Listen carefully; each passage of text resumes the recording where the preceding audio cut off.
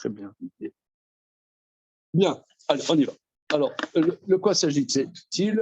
On a vu, donc on est dans le premier chapitre, Pasuk Nun Aleph. Pasuk Nun. Donc, on sait que Adoniaou avait fait un coup d'État et il se targuait d'être roi, bien qu'il savait que David avait promis à Bathsheba que son fils Shlomo serait roi. Donc c'était quelque part une offense à son père, le roi. Et finalement, ça a été officialisé que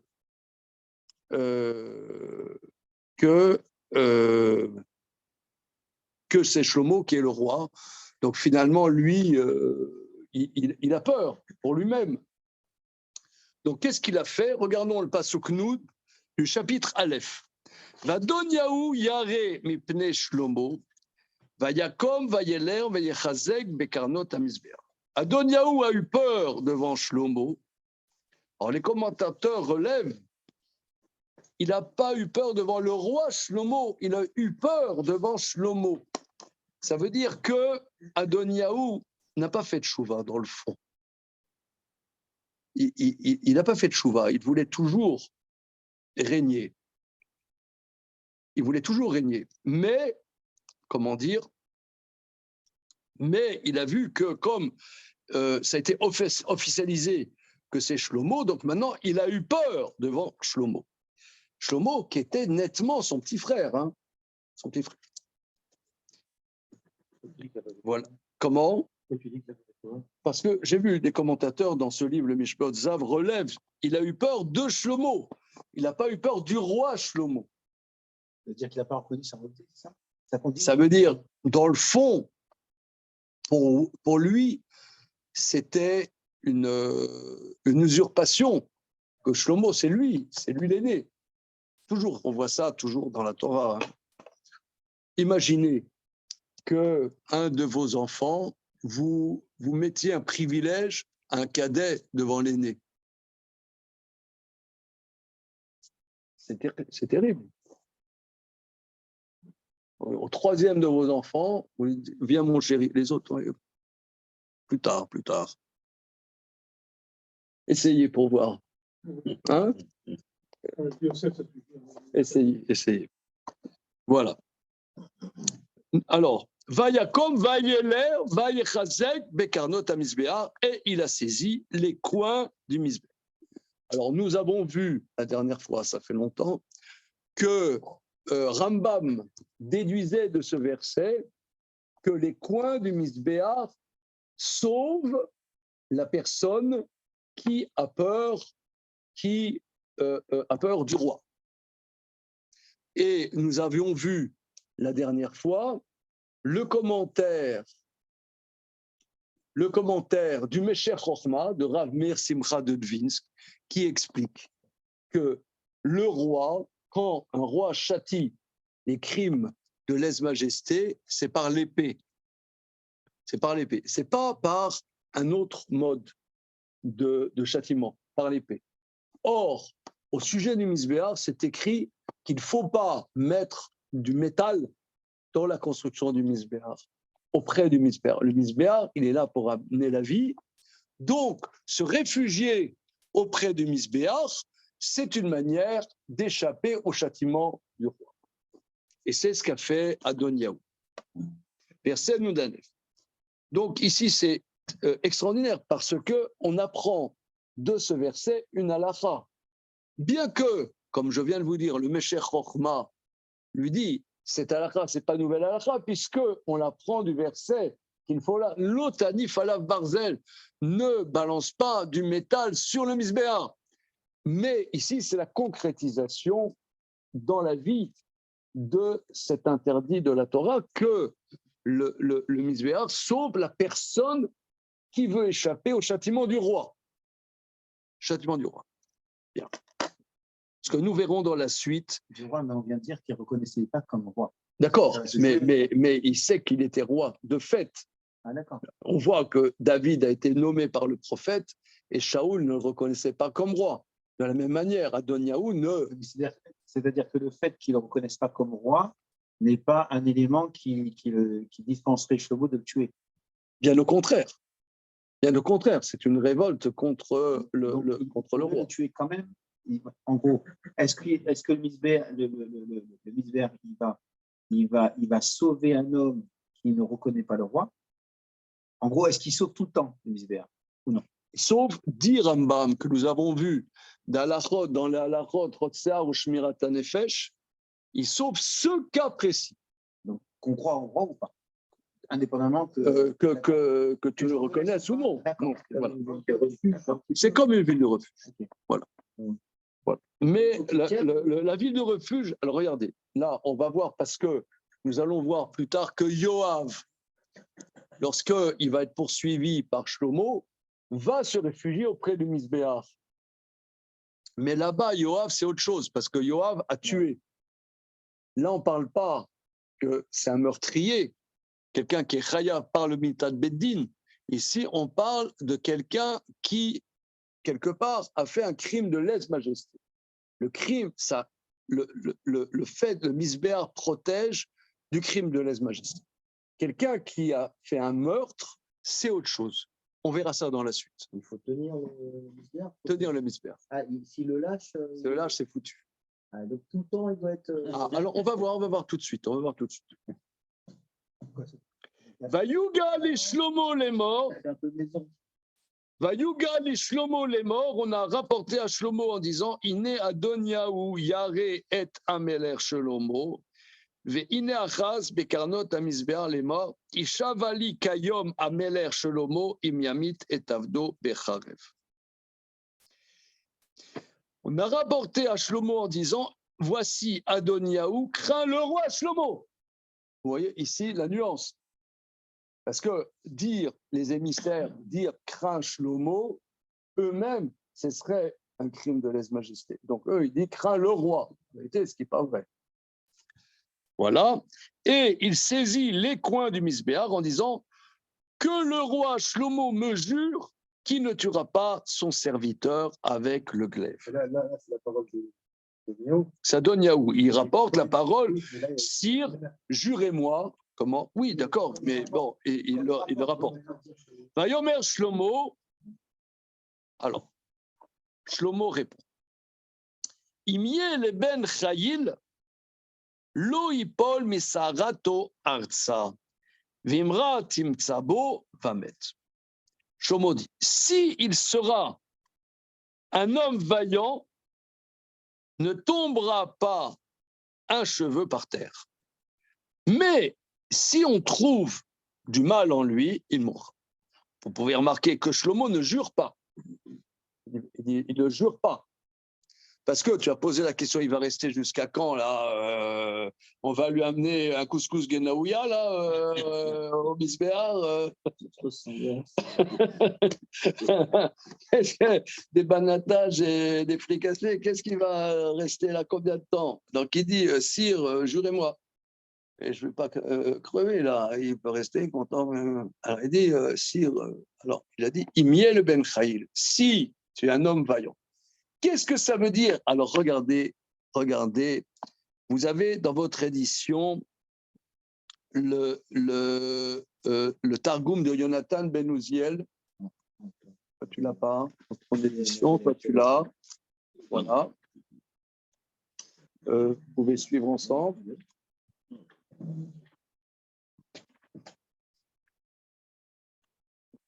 Qu'est-ce que ça veut dire? Imiel Ben Chayil, s'il sera un homme vaillant. Bah marche le mot. Imiel Ligvar Dachil Chataim. Si ça sera un homme d'Achil, en araméen, ça veut dire qui a peur de la faute.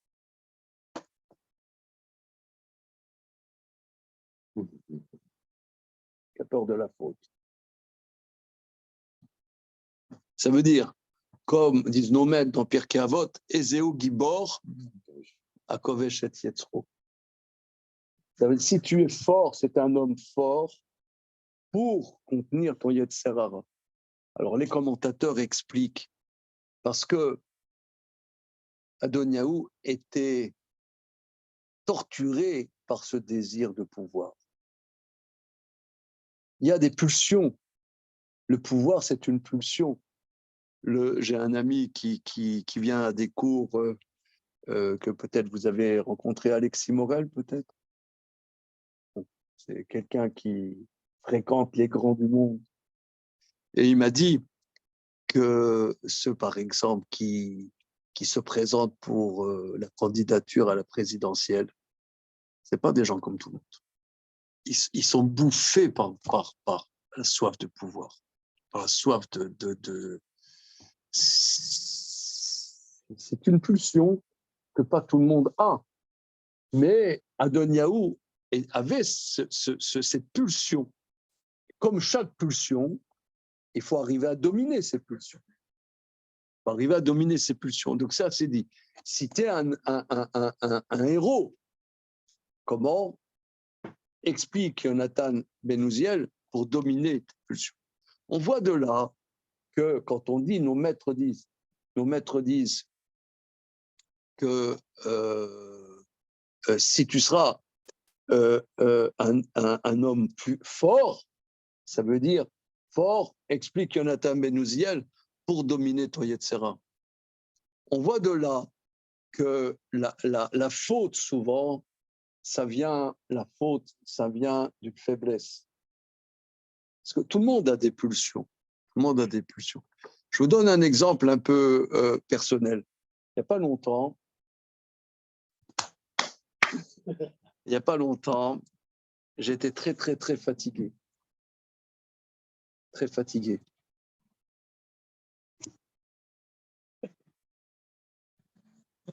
Et je donne une fois par semaine un cours mixte. Et j'ai annulé ce cours. J'ai annulé ce cours. Pourquoi? Parce que pour pouvoir être présent à un cours mixte, il faut pouvoir se dominer et ne pas pouvoir se dominer et être concentré dans ce qu'on fait et pas dans autre chose. Et je sentais, j'étais pas assez fort, pas pour ne pas donner le cours. J'avais la force pour donner le cours, mais pas pour me dominer. Et j'ai annulé le cours. C'était quand il y a des sollicitations, il faut de la force mais si on n'a pas la force, on risque de fauter.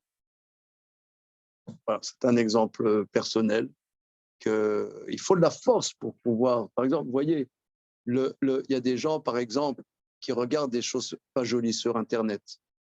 Souvent, c'est par faiblesse. C'est pas. Bon, il y a 36 raisons. Je vais pas comment dire, par faiblesse, ça veut dire par un manque de force, je résume pas le sujet, il faut une force même physique pour se dominer.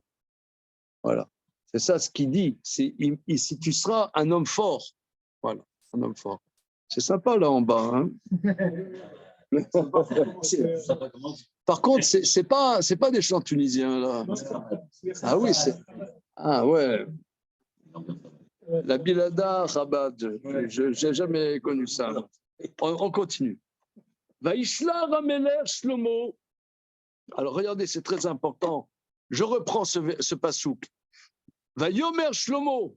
Imiel ben Chaïl, si tu seras un homme fort, lo yipol misarato arza. Si tu seras un homme fort, ne tombera pas de tes cheveux par terre. Vimra timsabo. Si il y a du mal qu'on trouvera en toi, tu mourras. Alors les commentateurs aussi expliquent que Shlomo n'a pas répondu à sa demande de jurer parce qu'il savait qu'Adoniaou n'arriverait pas finalement à dominer cette pulsion. Il n'arriverait pas. Il ne voulait pas jurer en vain. Non, il ne voulait pas jurer. Il ne voulait pas jurer parce qu'il savait qu'Adoniaou n'arriverait pas à dominer cette pulsion. La pulsion de pouvoir, de recherche du pouvoir est une pulsion pour ceux qui ont cette pulsion. C'est une pulsion inextingible, comme on dit en bon gaulois. Inextingible. Il a demandé de jouer. Adoniaou a demandé à tout le monde de jouer sur le pouvoir. Qui ne lui ferait pas de mal. Il a écrit dans le texte dit une chavali, d'ailleurs, dans le il n'y a que tableau de travail. Ne tue pas. La négation. Non, jure, c'est comme ça qu'on dit en hébreu. Hein. Jure que tu ne pas. C'est ça ce que ça veut dire. Donc s'il n'y a pas haine ou Oui, c'est ça ce que ça veut dire. Continuons. Mais à Doniaou, il a demandé de jurer parce que lui-même, il savait qu'il ne pouvait pas. Parce que sinon, il ne demande pas de jurer. Pourquoi il demande de jurer parce que, oui, mais si tu veux, lui qui a une pulsion de pouvoir, lui, quand quelqu'un il a un problème, il le projette sur l'autre. Nous, on ne veut pas voir notre problème. On dit c'est l'autre qui a le problème. Donc, pour lui, Shlomo est obsédé par le pouvoir. Or, un homme de pouvoir, tout ce qui peut faire de l'ombre, il le zigouille, même son frère. Donc, dire jure-moi. Voilà. Il demande jure-moi de ne pas me tuer, parce qu'il pensait que Shlomo allait le tuer tout de suite. On voit dans l'histoire, il y a combien de personnes, de rois ou de princes, ils ont tué leurs frères. Mais là, il était Morel Bémarfou. Il était Morel Bémarfou. Ouais, c'est vrai. C'est une question. C'est une question. Est-ce qu'il peut être Morel ou non? C'est une question. C'est une question. Il y a beaucoup à analyser là-dessus. On va continuer. Vaishlar Ameler Shlomo, Vayoridou Me'al HaMizbeach, Vayavo Vaishtachu Lameler Shlomo, Vayomerlo Shlomo, l'air le Betecha. Shlomo a envoyé, on l'a descendu du Mizbeach, il est venu, il s'est prosterné au roi Shlomo. Shlomo lui a dit, rentre chez toi. Allez, rentre chez toi. Allez, hop, assez rigolé. Rentre chez toi. Mais lâche le Mizbeach quelque part. Il a lâché. Il l'a lâché, oui. Là, maintenant, il peut être atteint. Non, il a dit. Non, il dit, si tu es quelqu'un qui domine ton Yetzer Hara, je ne te fais rien. Mais il sait très bien qu'il ne peut pas dominer. Tu vas voir. Non, pour le moment, tu vas voir. C'est suspense. Très bonne question. Il a été Mored, Pashtout, Bemalchut David. Donc pourquoi comment il aurait été Mored? C'est très bien. Très bien. Ce n'est pas la Malchut de Shlomo. Quand David a désigné Shlomo, voilà. Puisqu'il l'avait désigné bien avant. Continuons. Veille, alors là, ce passage est un passage incroyable. Un passage incroyable. Qui, d'ailleurs, c'est l'Haftara de quoi? Krevu, Yemé David, Lamoud, Vaïtsa, Vetchomo, Beno les morts, Parachat. Ça s'appelle Parachat. Vayechi, c'est bien. C'est la Haftara de Parachat Vayechi. Très bien, Chazak. La prochaine fois, j'amènerai des bonbons blinés. Ça fait longtemps. C'est pour ça que tu es venu. Alors, regardez. Là, on sait que David, l'auteur des psaumes, le poète, on va voir ces derniers instants. Ça, c'est un passage c'est bombe atomique. Bombe atomique. Vaikrevu yeme David lamut. Vaïtsav et Shlomo beno emo. S'approchèrent les jours de David vers mourir et il a ordonné à Shlomo, son fils, en fils. Anochi oler bederer kol haaretz vechazakta ve'aita leish. Je vais dans le chemin de toute la terre. Tu te renforceras et tu seras un homme. Regardez le Metsuda de David.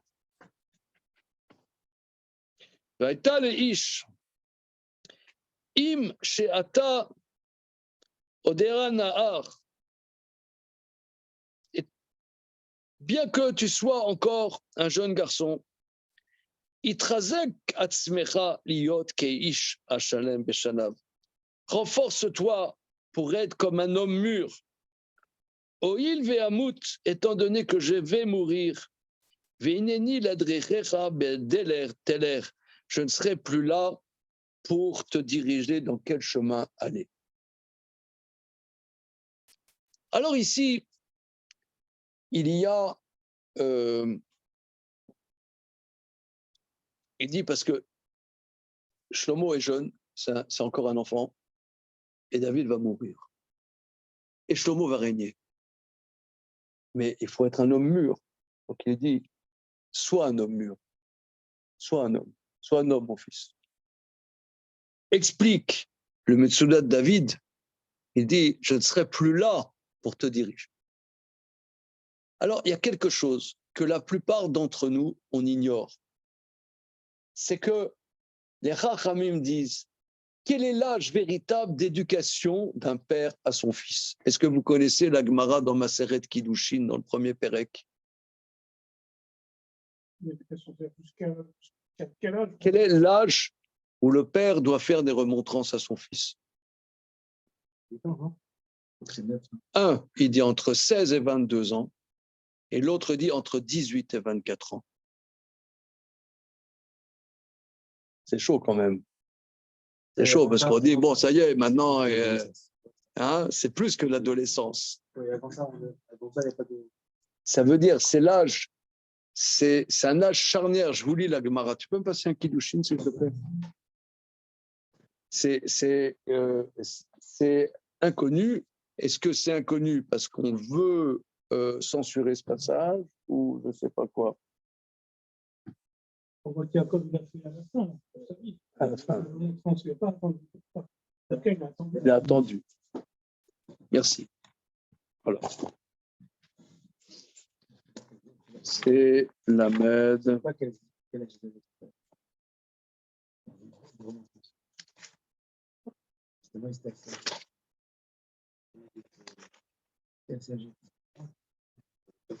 Non, justement, on n'a pas l'âge exact.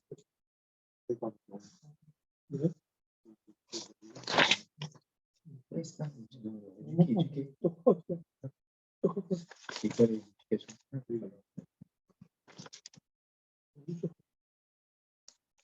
Petite seconde. Il est marié avant. Ça ne change rien. Peut-être même au contraire. Alors, une petite seconde.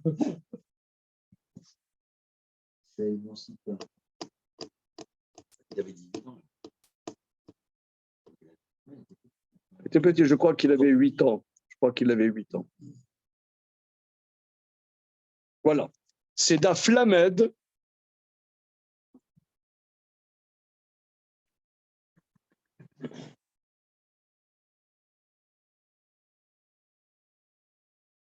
Amarlo Rava, les Rabbi Nathan Barami. Adidar al savare de brech, mais shitzar vat esrim betarte. Ve amrela metam nesre ad esrim barba. Rava dit à Rabbi Nathan Barami, c'est en haut de la flamme d'Amoudalev, tant que tu as la main sur le cou de ton fils, oui, alors de 16 à 22 ans, il y en a qui disent de 18 à 24 ans. Ketanae, ce qui correspond à un débat entre les Tanaïm. Le verset dit Chanor lanahar alpi darko. Éduque l'enfant selon son chemin. Marloquette entre Rabbi Yehuda et Rabbi Nechemia. Chadama meshitsa vad esrim betartin, et Chadama metam nesre vad esrim varba. L'éducation, c'est à quel âge? L'un, il dit, c'est de 16 à 22 ans. L'autre, il dit de 18 à 24 ans. C'est un chidouche atsoum.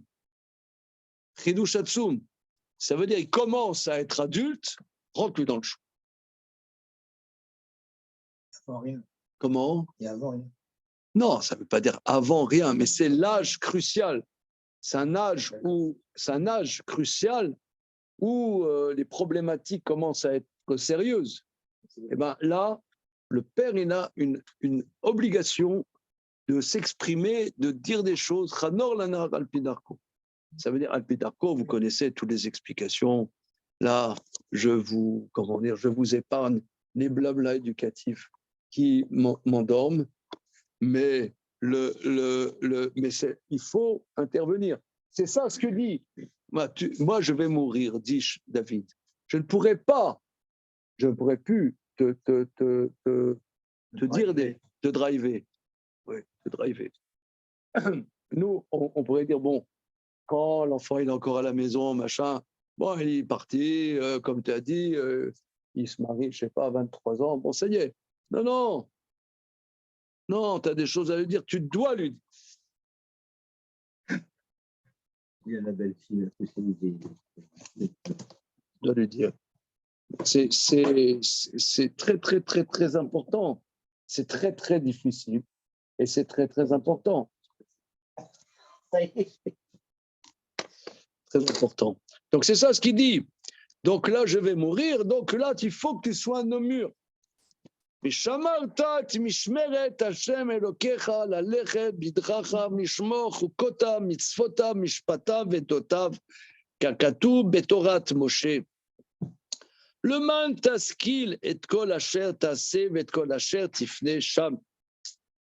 Bon, il parle bien, hein, David, il a un style quand même.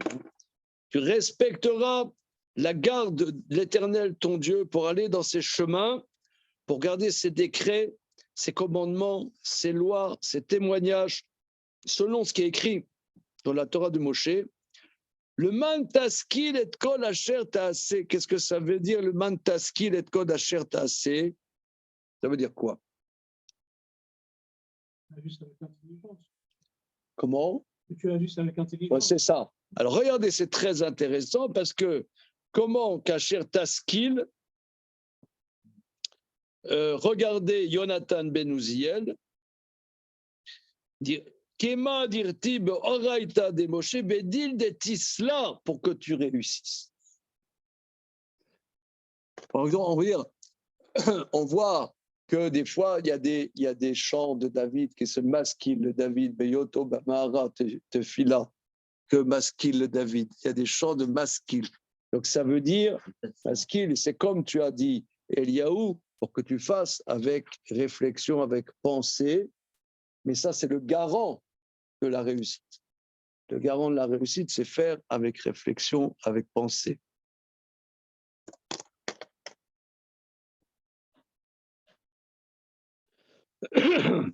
Voilà, et dans tout, dans tout ce vers quoi tu te tourneras. Le man yakim Hashem et devaro Asher diber alay les morts, pour que l'Éternel accomplisse sa parole qui m'a dite. Im ishmeru banecha et darkam la lechet le fanai be'emet bechol levavam bechol nafsham les morts lo ikaret lecha ish malkise Israël. Donc la vocation du roi d'Israël est une vocation supérieure, que s'ils garderont tes fils leur chemin pour aller devant moi avec authenticité, avec tout leur cœur et toute leur âme. Donc c'est ça la vocation du roi d'Israël. Dieu dit d'aller devant moi. Qu'est-ce que ça veut dire d'aller devant moi? Où est-ce qu'on voit cette expression aller devant moi? Où on la voit?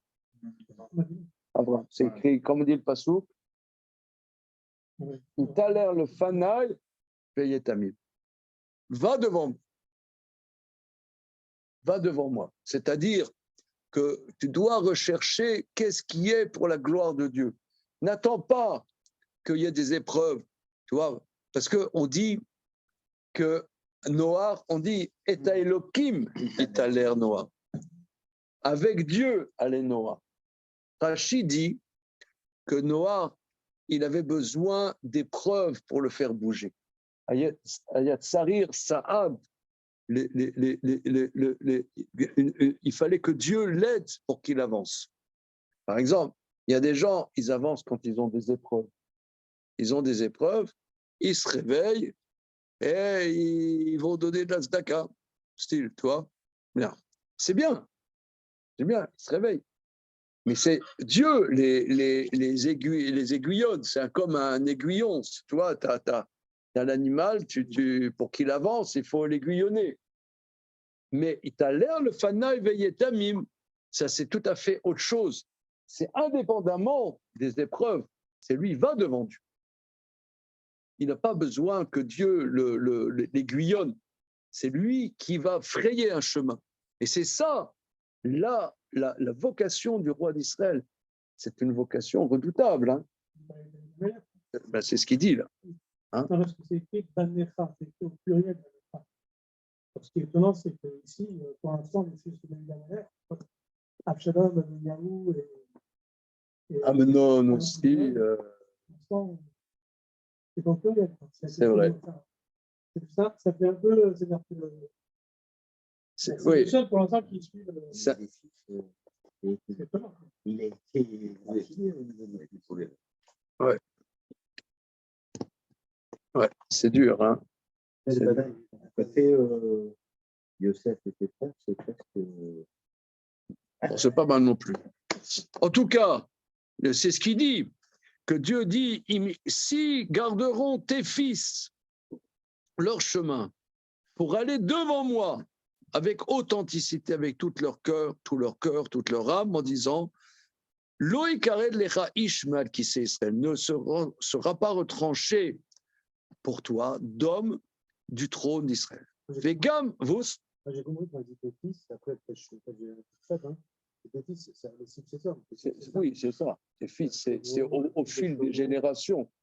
Au fil des générations. Et il y aura effectivement, beaucoup de rois rachats, mais dans la royauté de Yehuda, il y aura beaucoup de tzadikim extraordinaires, des tzadikim invraisemblables.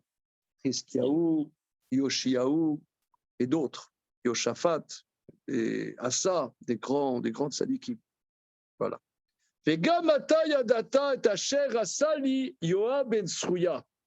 Maintenant, tu sais, et maintenant, il va dire ces derniers mots.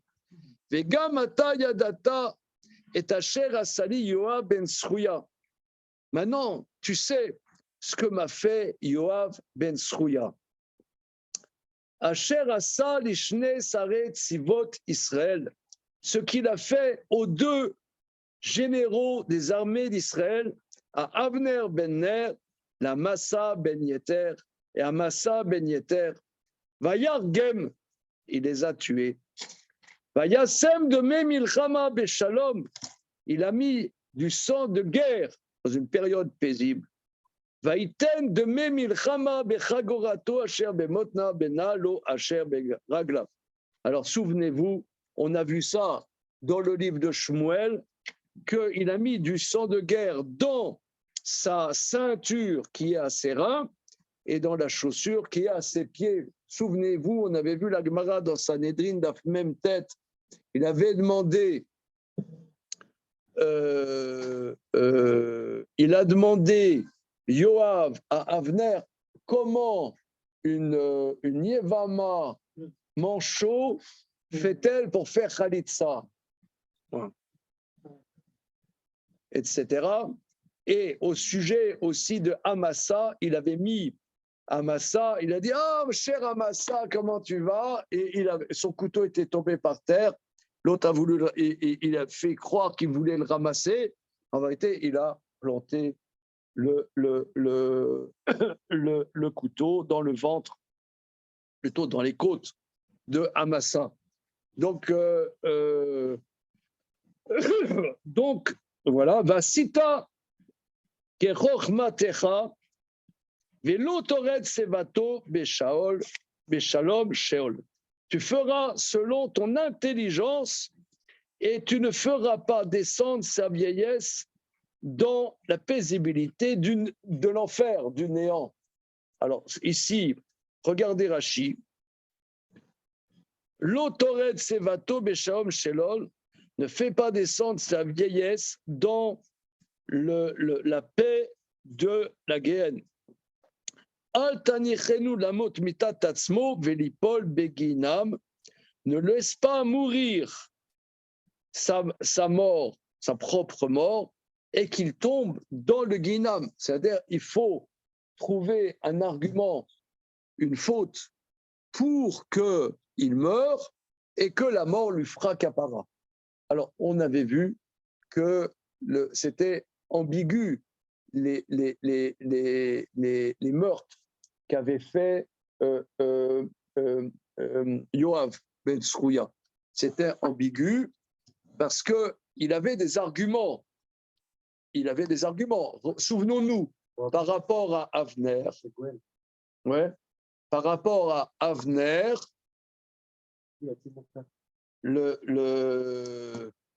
parce que Avner avait tué Asaël et lui, il était Goël Adam. Mais il était Goël Adam, mais un Goël Adam, si, comment dire, c'était quoi exactement le point? Pourquoi c'est considéré comme un crime? Parce que, il y a une marque est-ce que finalement Hassan était Rodette sur Avner? Ah voilà, c'est ça. Avner peut légitimement Voilà. se défendre. C'est ça. Il aurait pu ne pas le tuer. Voilà, c'est ça.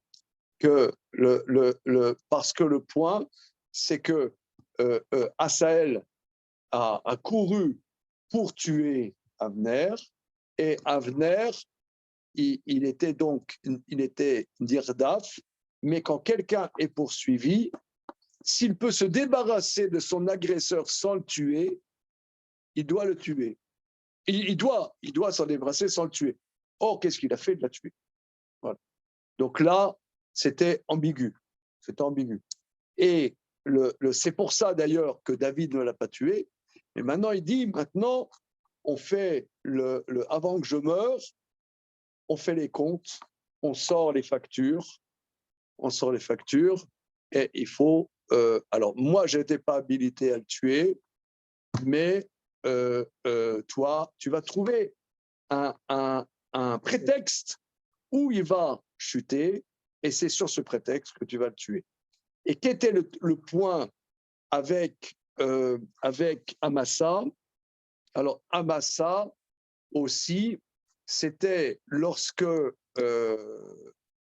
Parce on a vu, quand on étudiait ensemble le Sefer Shmuel, tout le temps des contentieux entre David et Yoav. Bien que quelque part, Yoav sauvait le peuple juif. On a parlé séance après séance de ça, que Yoav, c'est une très très grande personnalité de la Torah, du peuple juif. Mais il y a eu un gros problème, c'est que Yoav a soutenu Absalom. Et lorsque non, excusez-moi, non, c'est pas ça. Il a tué Absalom. Il a tué Absalom, et c'était Amasa qui était le général en chef. Amasa, c'était le général en chef d'Absalom. Et lorsque Yoav a tué contre la demande du roi, il a tué Absalom, alors David a destitué Avner et a placé à sa place Amasa, ce qui était terrible en vérité. C'est absolument terrible. Et là, Yoav a trouvé un prétexte pour liquider Amasa. Donc, c'est des sujets qui sont terribles. Voilà. Et tu feras selon ta science, et tu ne feras pas descendre sa vieillesse dans la paix de l'enfer. Olevne Barzilai Agil a dit, Taseh chesed, vayu be'orle shulchanecha, kichen karvu elai bevochi mipnei Avshalom achicha. Et que les fils de Barzilai Agil a dit, tu leur feras du chesed, et qu'ils mangent à ta table royale, car ils se sont rapprochés de moi quand j'ai fui devant Absalom, ton frère. Venez imcha, et maintenant un passage terrible. Venez imcha, Shimi ben Gera, Ben Ayemini Mebachurim, Veu Kilalani Klala Nimretset, Beyom Lerti Machanayim, Veu Yara Likrati Ayarden, Vaishva Lo Bachem, les morts im Amitecha Becharev. Et voici avec toi, Shimi Ben Gera. Qu'est-ce que ça veut dire avec toi, Shimi Ben Gera?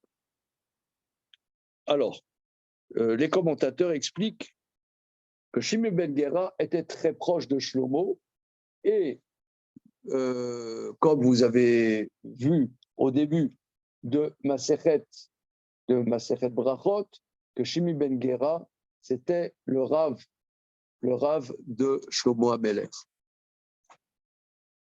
Donc, il est avec toi, Shimi Ben Gera. C'est avec toi, c'est ton maître, Shimi Ben Gera. Et Shimi Ben Gera, qui est de la famille Ben Ayemini, c'est la fille de Binyamin, de la ville de Bachurim, il m'a maudit une malédiction explicite, le jour où je suis allé à Machalaïm. On a vu ça plus haut, hein, c'était quand il a fui devant Absalom. Et alors, il a dit, assassin, espèce d'assassin, tous les problèmes, c'est à cause de toi que la famille de Shaoul a été exterminée, espèce d'assassin. Et David, c'était le roi, il a maudit le roi. Voilà, il a maudit. Veu Yara Likrati à Yarden, et après tout l'épisode de Avshalom, il est allé à ma rencontre au Jourdain, et je lui ai juré en disant, je ne te tuerai pas. Donc là, il a fait amende honorable, comme on dit en français, il a demandé pardon, mais néanmoins, comme on a dit tout à l'heure, le roi, il ne peut pas passer outre son outrage. Donc il a dit, moi je ne te tuerai pas. Vous entendu, tu ne fais rien pour attendre. Voilà. Alors ici, il y a une grande question. C'est comme j'ai dit tout à l'heure, je crois que Shlomo est très jeune, hein, on va voir tout à l'heure, dans les versets suivants, excusez-moi.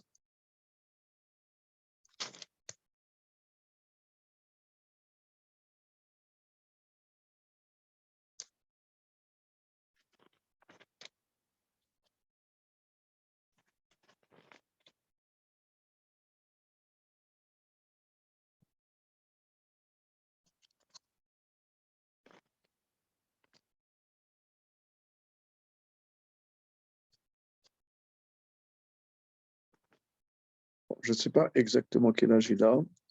En tout cas, il me semble qu'il était très jeune. Et donc, son précepteur, c'était Shimi Ben Gera.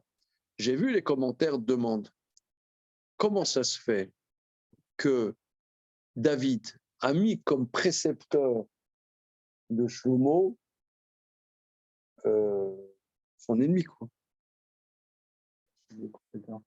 Comment? Compétent.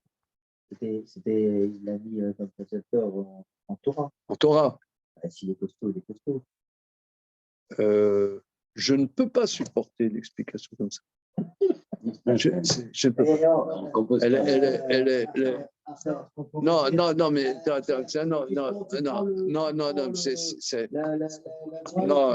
non, mais c'est interdit.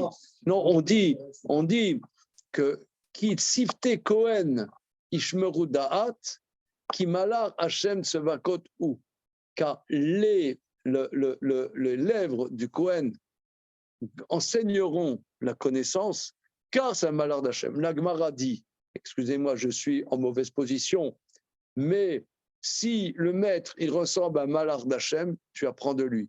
S'il ne ressemble pas à un malheur d'Hachem, dégage. Tu n'as pas le droit d'apprendre. C'est-à-dire, c'est un maître qui ne se conduit pas bien, c'est interdit. Interdit. Laisse-moi avec Rabbi Meir. Laisse-moi qui me sort Rabbi Meir. Rabbi Meir. Non, mais c'est sauf le respect. Sauf le respect. Une vraie question. Aucune question. Alors là, c'est des briques à la fin. mais alors, sauf ton respect, c'est Non, mais- d'une nullité non, non, exemplaire. mais j- Non, justement, c'est une là, tu question m'amènes, que je non, voulais tu poser. m'amènes Rabbi Meir. Rabbi Meir, on dit Attends. que Rabbi Meir, personne n'arrivait à le comprendre. C'est pour ça, quand tu vois dans la Mishnah, on dit, Rabbi Meir dit, la halakha n'est pas comme lui. Bien que c'est un Mishnah, c'est encore comme Rabbi Meir. Mais quand on dit Rabbi Meir dit, la halakha n'est pas comme lui. Pourquoi? Et Khamim disent, parce qu'il était tellement profond que ses copains n'arrivaient pas à le comprendre, la halakha n'est pas comme lui. Ça veut dire, c'est un numéro. Rabbi Meir, il faut savoir qui c'est Rabbi Meir. Rabbi Meir, c'est un petit-fils de converti. C'est un numéro. Ça veut dire, les Chachamim disent que son grand-père, c'était Néron. Néron, c'est pas. Hein, Néron, c'est pas. C'est spécial. Donc on reçoit. Les gens, ils aiment bien la génétique. Génétiquement, des trucs. C'est quelqu'un qui a des corottes qui ne sont pas normales. Les gens font la Iloula de Rabbi Meir et tu leur dis que c'est le petit-fils de Néron, ils ne savent même pas qui c'est Néron, donc tout va bien. Mais c'est quand même c'est comme lui qui a dit allez, vas-y. Il dit, ah, Marcos Néron. 7 fois dans l'œil quand même. Oui, C'est quand même mais, lui qui a dit ça. non, mais ça veut dire c'est des corottes particulières. Des corottes particulières. Et nos maîtres disent qu'il y avait un apicoros qui était là-bas au bistrot, qui jouait au flipper, ouais, et entre deux verres de whisky, et lui, il allait là-bas apprendre de la chorma. Bon, ok, Azoï, ok, d'accord. C'était spécial, c'est très spécial, c'est donné que à Rabbi Meir de faire un truc pareil, c'est pas une loi. Nous, on n'a pas les cochotes de faire ça. Tu as quelqu'un, il a abandonné, il était l'élève le plus fort. Vous savez qu'il y a un très grand sadique aujourd'hui, qui est très âgé, c'est Dan Segal. Vous avez déjà entendu parler de Dan Segal? Dan Segal, il a un frère qui était avec lui à Pognovitch, qui a tout lâché et qui a créé le premier journal pornographique israélien. Ah oui. Voilà. Il ne fait pas les choses à moitié. C'est-à-dire l'équivalent, toi, de Playboy, machin, israélien. Le créateur, c'est le frère de Rav Dansegal. OK. Alors, Rabbi Meir, il va apprendre avec lui. OK. Il dit, regarde, toi qui étais à Pognovitch, est-ce que tu peux me rapporter des enseignements de Rav Yosef Shlomo Kalman? Il dit, ah oui, j'ai bien connu le Pognovitch Rouv, etc. Il apprend avec lui. Ah, Zoé, qui c'est qui peut faire ça? Il faut être un peu spécial. Mais moi, je ne peux pas, toi, tu ne peux pas, on ne peut pas. Je veux dire, ah, tu me rapportes un cas complètement zarbi. Voilà. Mais en général, en vitesse de croisière, les gens, la moyenne, comment David, il va faire que le maître de celui qui va régner, c'est celui qui a fait des pires crasses à David. C'est peut-être pas pour la. Il a, à un moment donné, bien, c'est vrai, enfin, gros crime de lèse-majesté envers David, il a bien insulté David. Maudit. Bon, voilà, avec la parole. Mais après, il a reconnu son erreur. Et en plus, quand Adoniaou s'est révolté, il a écrit Shimei, il était avec Shlomo. Donc, il a fait Teshuvah sur. Qu'est-ce qu'il reproche à David? C'est-à-dire qu'il a dit que David est un usurpateur et que, en vérité, il est tenant de la royauté de Shaoul. Voilà, il a fait Teshuvah sur ça. La preuve, c'est qu'il soutient, au début du Mélaché, il soutient Shlomo. Il a écrit. Et qui était avec Shlomo? Sadok HaKohen, Benyahu Ben Yada, Benatan HaNavi, et Shimei. Shimei était avec Shlomo au moment de la révolte d'Adoniaou. Donc il a fait une Teshuvah Shlema. Alors s'il a fait tout Teshuvah Shlema, pourquoi il va demander de tuer? Parce que c'est pour ça qu'il a fait rétroactivement. Non, mais c'est-à-dire que. Et Shimei Ben Gera, quand David il n'a pas tué, Shimei Ben Gera finalement, c'est l'ancêtre de Mordechai à Yodin. C'est-à-dire que David il a bien agi en préservant. C'est-à-dire qu'il aurait dû le tuer. Il a dit, je ne vais pas le tuer tout de suite parce qu'il y a un gros potentiel chez ce monsieur-là. À la fois des généalogiques par rapport au Mordechai, mais aussi en tant qu'enseignant pour mon fils. Maintenant, c'est fini. Maintenant, il faut qu'il répare ce qu'il a fait. Ce n'était pas le moment. Non, tu nous apportes des éléments très, très bien.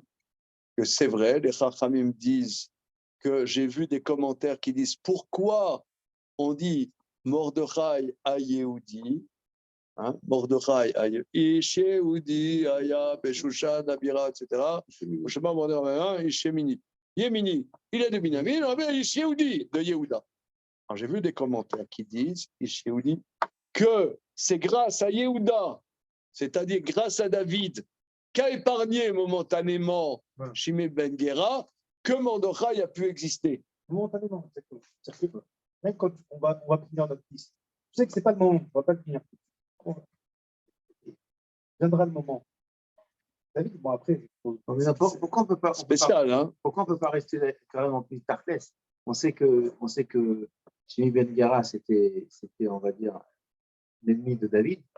Pourquoi on ne dit pas justement je le mets à la maison avec mon fils pour l'avoir à l'œil, tout simplement? Tarclès. D'accord, mais si tu veux, l'enseignement, tu vas donner en enseignant à ton fils, tu fais en sorte, celui qui va être le roi d'Israël, le meilleur, je veux dire, hein, c'est spécial, non? Le meilleur pour ses enfants. Le meilleur, ouais, le meilleur qui dans son cœur haït David. Haï ou haï. Mais il avait choisi le camp de Shaoul, mais il avait pas de haine. Il a son fils. Lui, il avait une ta'ana que c'était Shaoul le vrai roi, le roi légitime. Non, mais c'est pas seulement ça. C'est pas seulement ça. Mais Shaoul, on l'a vu moult fois. Bien que Shaoul, il a eu ses crises, mais Shaoul était plus sadique que David. David, tu comprends pas, il se tape une nana, il envoie le mec au casse-pied, puis truc machin, on comprend rien, personne n'y comprend rien. C'est ça le roi d'Israël. Le Shaoul, il est clean. Shaoul, il est beau, il est tzaddik, il a du règne, il a la noblesse. David, c'est le juif, excusez-moi l'expression, c'est un peu magouilleur, tu vois, comme ça. Ah, on connaît. Ah, c'est comment dire, c'est le forex, quoi. C'est Une nouvelle vision de. c'est le mec, tu vois, le CO2, quoi. CO2, forex, c'est plus CO2, forex, c'est plus c'est affinité, tu vois. Shaoul, c'est notre classe, c'est notre dimension. Oui. C'est Binyamin. Il ne s'est pas prosterné à Esav. Il est un parcours sans faute. David, il faut. Encore, il faut. Sans faute, c'est le roi Isaac. Il n'a pas eu le. Mais au contraire, il a des qualités. Il est chinois. Il est chinois. C'est une qualité. Une faute de ne pas assumer sa fonction de roi. Non, d'accord. Il a été évincé. Mais quelque part, c'était le premier que le prophète a nommé comme roi, c'est Shaoul. Il y a une dimension de royauté chez Shaoul que David a autre chose. Mais il y en a plein. On voit, les gens, ils n'ont eu que de cesse. On a vu, comment il s'appelle, Doeg, on a vu Achitophel. Tous, ils étaient fanatiques de faire chuter David. David, c'est comme quand le Mashiach va venir, on ne va pas être content. On dit, ah bon, c'est ça? C'est ça le Mashiach? Un guerrier. Hein? C'est ça le Mashiach? C'était le roi qu'il fallait.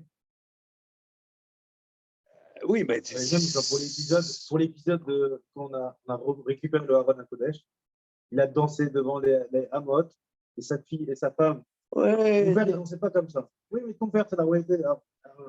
Non, mais on est convaincu. Mais disons, on comprend Shimi Ben Gera. Et ce que tu as dit, c'est magnifique, c'est excellent.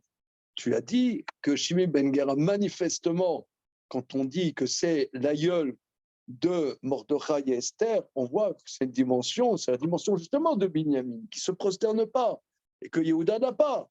Donc il y a une dimension exceptionnelle, mais qui ne supporte pas David. Alors pourquoi il le nomme le précepteur de son fils? Trop bizarre. Trop bizarre.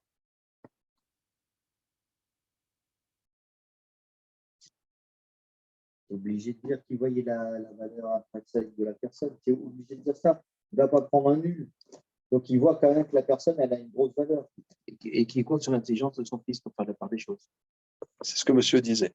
Alors, je vais dans votre sens, je vais accepter. C'est-à-dire que j'ai vu des commentaires, vous savez, ça c'est un livre vraiment magnifique. Hein, Tu m'as dit que c'était nul, sauf mon respect alors. ça, Non, tu m'as dit tout à l'heure. Ah, c'était ta provocation. non, mais on avance, on discute. C'est nul, mais bien. Alors, non, ça c'est très très bien. C'est un livre, c'est un monsieur qui est à Yerushalayim actuellement, et c'est vraiment magnifique. Lui, il pose cette question que je vous pose. Il la pose et il cherche plusieurs chemins. C'est sûrement puisque David voulait éduquer Shlomo, en le mettant en face d'une difficulté intrinsèque, vous avez dit ensemble, de faire la part des choses, apprendre à faire la part des choses. D'un côté, c'est quelqu'un qui, dans son fort intérieur, conteste la royauté de David,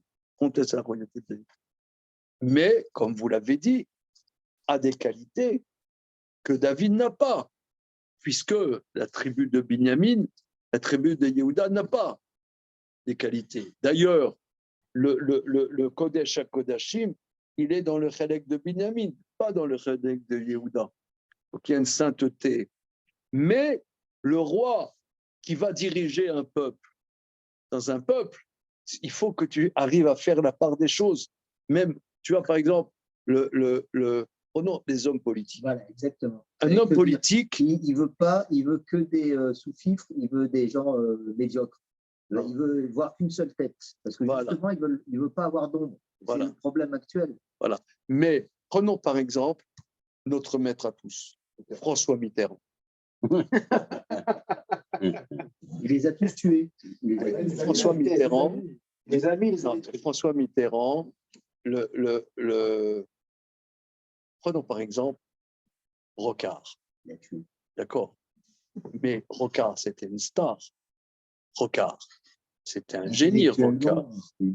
C'était une bombe. Il était au-dessus de tout le monde. Et Mitterrand, il y avait une haine profonde entre Rocard et Mitterrand. Et il a nommé Premier ministre. Ça, c'est vrai que c'était. Oui, c'est vrai. Mais ça, c'est le pouvoir. Si tu veux, c'est que tu. Si vous voulez, c'est comme le Yetzer Hara. Le Yetzer Hara, Dieu, il l'appelle mauvais. Mais le Yetzer Hara, il faut apprendre à vivre avec son Yetzer Hara. Il faut apprendre de la même manière. Vous voyez, par exemple, moi, j'habite dans un quartier dans le 20e où il y a une mixité humaine incroyable. Il y a des bobos, des immigrés, il y a des dealers, il y a des juifs. Et ça fonctionne. C'est très fort. Toujours quelqu'un qui vient là, qui vient et qui n'habite pas sur place. Mais pourquoi la mairie éradique pas les dealers? C'est quoi ces rues avec tu vois, je vais rentrer tout à l'heure, là, à minuit. Ouais, tu as 50 jeunes qui traînent, qui dealent là, en face de chez moi. Pourquoi la municipalité? Eh bien, apprendre à vivre avec ce qui n'est pas bien, c'est une chokhma. Il faut apprendre à vivre avec les antagonismes. Il faut gérer, apprendre à gérer. Les nazis, eux, ils ont dit, voilà, tout ce qui n'est pas comme ce qu'on pense, on tue. Bon, ça a duré 15 ans. Alors après, ils se sont cassés la figure. Les communistes, ils ont fait la même chose. Tout ce qui n'est pas comme nous, voilà. Mais ça ne tient pas. Tu ne construis pas comme ça. Tu peux le faire, ça à 10 ans, 20 ans, 30 ans, après, tu te casses la figure. C'est la chokhma de la vie, du pouvoir, c'est donner même une place à ton ennemi et arriver à travailler avec. Mais ça ne veut pas dire que ça sera éternellement. Il y a une justice qu'il faut appliquer. Mais il faut, toi, fiston, il faut que tu arrives à vivre avec quelqu'un avec un contentieux énorme. Pas liquider, il faut arriver à vivre avec ça. Mais maintenant, ok, la justice, on va l'appliquer. Mais ça, c'est éducatif.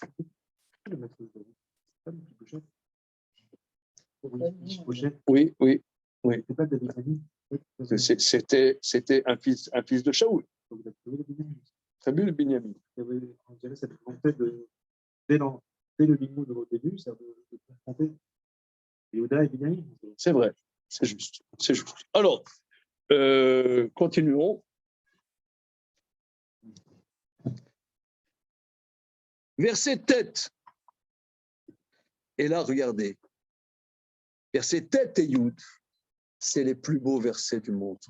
Et je frétille à l'avance. C'est bien vendu. Je frétille à l'avance. Mon âme palpite avant de lire ces versets.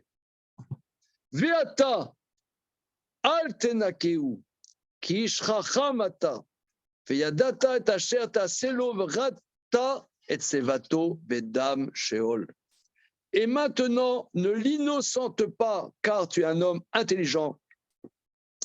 Tu vas savoir quoi faire et tu feras descendre sa vieillesse dans le sang du néant. Vaishkav David imavotav veikaver be'ir David. Il est retourné chez ses pères. Et après avoir dit ça, il est mort. Regardez, Rabotai, David, on dit Neshama du Mashiach, Neim Zemirot d'Israël, le chanteur de la gloire d'Israël, le poète. Dernière parole, je redis. Rata et Sevato Bedam Sheol. Il n'a même pas dit Shema Israël. Il a dit, descends sa vieillesse dans le sang du néant ou de l'enfer. Et il est mort. Alors là, il y a une grande thématique que Rav Chaim Shmulevitch,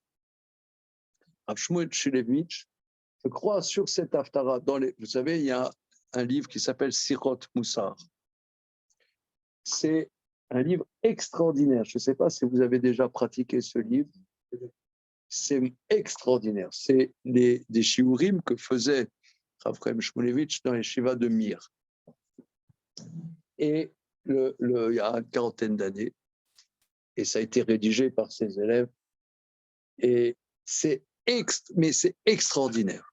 Et je vous propose la prochaine fois que nous étudions ensemble la Sira de Rav Chaim Shmulevitch sur ce verset. La Gemara dans le traité Brachot dit, on dit Hachem, Ken nekamot Hachem, Gedola nekama shenitna ben shte otiot. Grande est la vengeance qui a été donnée entre deux noms de Dieu. Ken nekamot Hachem, un Dieu de vengeance est Dieu. C'est-à-dire que la vengeance est une dimension supérieure. Alors, Bezrat Hashem, on verra sur ce point pourquoi c'est le summum finalement de la vie de David, appliquer la vengeance. Il n'y a que nous, on soit loin de ça. Oui, c'est pas bien de se venger, repatati, repatata, il faut comprendre l'autre et réciproquement. C'est un point très, très, très important. Le Bezrat Hashem, on travaillera je ferai des photocopies du Sirot Moussar. Hein. Ouais. Oui, Elie. Il y a l'oticom. L'oticom et l'otipor. Venez à mettre. Ok. Alors, Ok. Quand même. Comment? Quand même, c'est. Oui, alors, c'est- oui, mais si vous lisiez les quelques bafouilles que j'écris de temps en temps, mais c'est pas grave. C'est la deuxième. Hein, c'est la deuxième de la soirée. C'est pas grave, c'est pas grave. On a eu des petites pistes.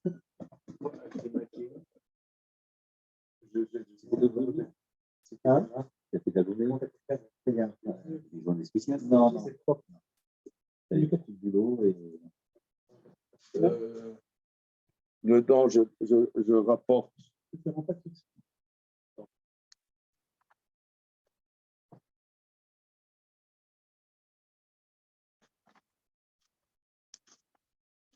Seconde. Le tuteur, le tuteur, voilà.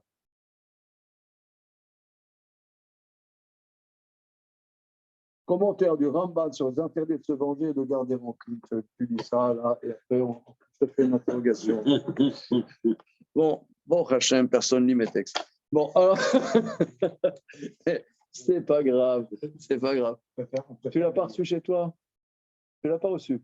Oui, évidemment. En tout cas, quoi qu'il en soit, on voit ça la prochaine fois. C'est bon? Allez, merci les amis. Merci. Personne n'a fait marrer. Ouais, j'aimerais faire marrer.